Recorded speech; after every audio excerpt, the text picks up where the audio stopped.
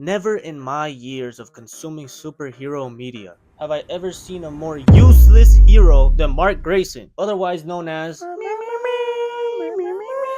With season 3 of Invincible finally coming to a close, I've come to notice how utterly useless this guy actually is. For one, he loses 99.999% of fights he's in, and the ones he does win are against the weakest, insignificant fodder characters in the show, like Doc Seismic. But even Doc Seismic, a literal old man, was able to beat him eventually. I mean, it made sense in season 1 when he was an inexperienced hero and he was only just learning the ropes. I mean, it's just a given that he's gonna get his ass beat a few times before he actually learns to fend for himself. But in season 2, you'd think he'd have the hang of it by now. No, he gets beat within an inch of his life in the first episode. But let's not count him out just yet. I mean, there's a whole other season. Maybe season 3 he gets better, right? He even trains to get stronger and he has a new suit. No, he gets beat within an inch of his life again. And I know what a lot of people are probably gonna say. Oh, that's actually the whole point of the show. He's not actually invincible. He just has an invincible spirit.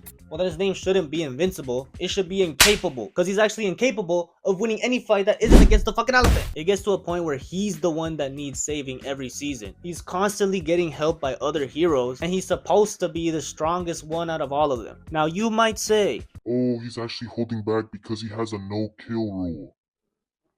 so Spider-Man has a no-kill rule and he's actually a good hero who saves people. And on top of that, he's actually able to take out his villains. Now, Spider-Man has definitely been beat over and over and over, but he's actually able to come back and beat his enemies after learning from his mistakes and correcting upon them, which is the opposite for Invincible, because he just gets beat, and instead of learning from his beatings, he continues to get beat over and over again, all while putting innocent lives on the line. And to add insult to injury, his villains roam free to cause havoc later. And when he actually does kill someone, he doesn't even do that right, because he can't even kill Angstrom Levy. This guy's a fraud!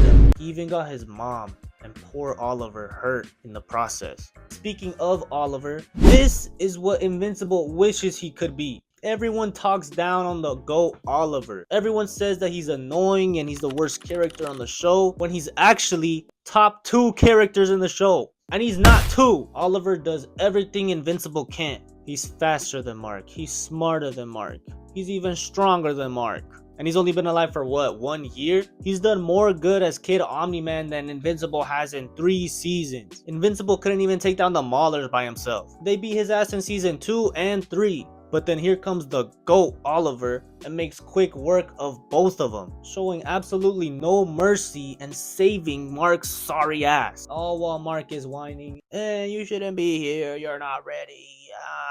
I'm not hearing a thank you for saving me after almost being turned into a vegetable. This guy just keeps taking L's while Oliver just handles business like a real hero should. Business baby would be proud. Y'all just hit on Oliver because he's leagues better than Invincible at just 1 year old and has done more good than Mark ever has at 19. Stop making Invincible edits and start making Oliver edits. All Invincible is capable of doing is bringing death and destruction everywhere he goes. I would hate to be an innocent civilian when Invincible shows up to fight someone. At that point, I would just accept my fate because I already know bro isn't winning, and I'ma just end up being buried beneath a 10-story building. Like, at this point, I'm starting to agree with Powerplex. All Invincible is good for is bringing death wherever he goes. Regular everyday civilians, undersea creatures, not even aliens are safe. And at a certain point, he should be held accountable for this stuff. And he should go on trial for it. Throw this man in jail. He's a threat to society. And he's a threat to himself. If he was actually as sad as he said he was for killing all those innocent people as well as killing Angstrom,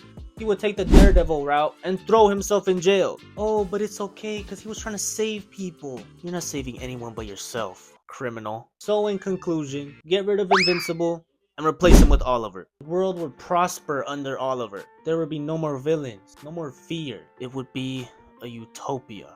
Here's a sneak peek of a world under Oliver. I just wanna